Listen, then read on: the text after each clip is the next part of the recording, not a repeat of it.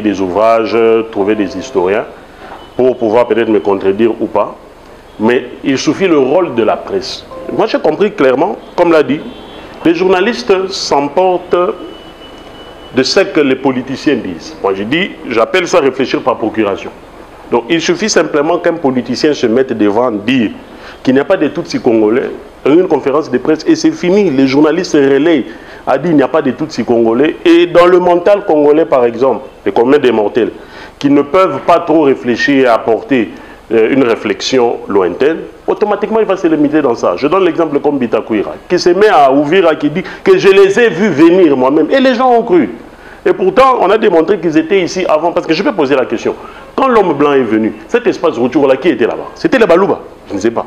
Alors, nous devons se poser cette question. Moi, j'ai toujours dit que personne n'est sorti de son sol clanique comme un champignon.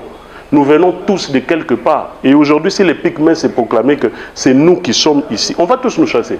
Parce qu'avec les chars, vous allez voir que les Balouba viennent de telle place, les Bakongo viennent de telle place. Alors moi, je pense qu'ici, avec les journalistes, c'est que nous, le PMVS, nous le faisons toujours parce que nous disons que non, nous aidons aussi cette presse, d'avoir quand même l'information et d'aller aussi fouiller pour que vous puissiez nous aider.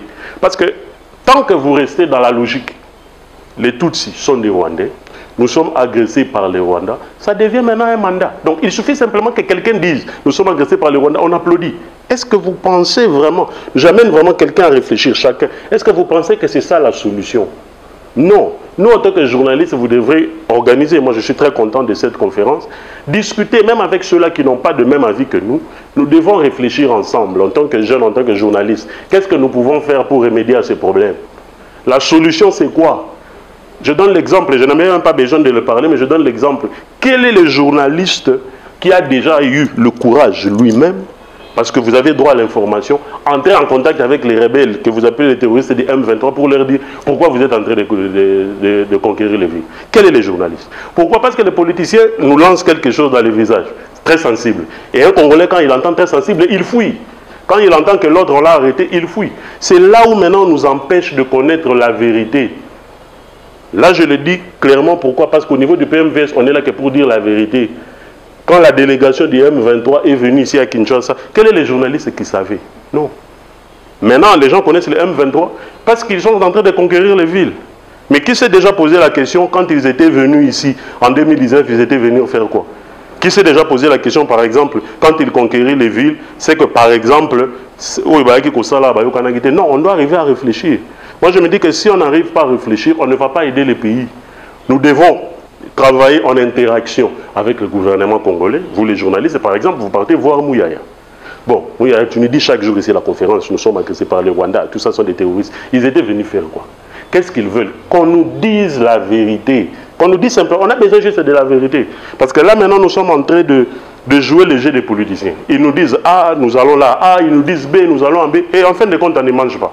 Et les journalistes, peut-être que vous êtes là, vous êtes dans l'obligation d'aller couvrir une activité de Mouyaya, une conférence de presse. Par exemple, si vous donne 1000 $, ça va aider Borolé à la palais. Mais par exemple, moi, qui parle de tout, si je n'ai pas 1000 $, vous n'allez pas venir. Mais moi, je suis quand même content que Mouzungu, malgré que je n'ai pas de même position que lui, il m'invite dans les plateaux de 10e rue. Et je parle. Là, je dis, par exemple, il y a des journalistes de 10e rue. Moi, j'ai compris personnellement que la chaîne de 10e rue n'a pas de penchant. Même si vous avez une ligne éditoriale. Mais si, avec ce que je disais, je n'allais pas passer. Mais je passe quand même. Et je pense qu'avec tous les journalistes, nous devons faire de même. Essayer d'informer à la population, par exemple. Voilà ce qui se passe. Que les jeunes puissent maintenant se mettre ensemble et réfléchir. Voilà, aujourd'hui, il y a des problèmes de tout. Qu'est-ce que nous devons faire? Qu'une frange des jeunes, mouvements citoyens, société civile, puissent réfléchir comment on peut trouver cette solution. Les gens sont en train de courir simplement sur le gouvernement, entrer dans des cabinets. Parce que quand vous entrez dans les cabinets, vous allez vous taire, vous n'allez plus parler, vous n'allez pas aider ceux-là qui sont à l'extérieur.